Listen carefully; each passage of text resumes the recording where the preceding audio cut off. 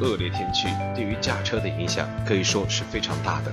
不少小伙伴都说，在大风天气就像控制不住自己的车一样。强风在沿海地区经常出现，而在内地城市出现的几率并不大，但是也不是不会出现。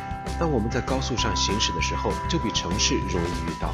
那么面对强风，我们该怎样开车呢？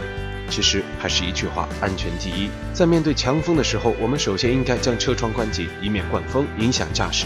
如果你在大风天气还开了2扇同侧窗的话，那么恭喜你，你已经可以准备上天了，所有上天条件你都满足。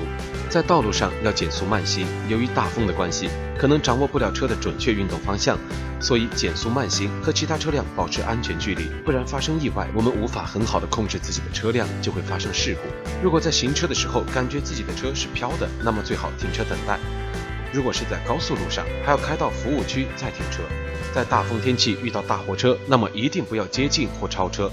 如果吹的是侧风，由于气流的原因，货车并不会为我们挡风，气流吹过大货车还是会在它的另一侧汇聚的。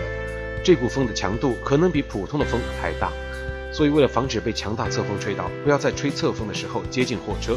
在吹侧风的时候，转弯速度还要进一步降低。转弯的时候离心力本来就大，被风一吹，速度太快就容易出事了。其实不管什么天气和路况，我们只要考虑了将要做的行为的安全性，那么我们就能做出最好的选择。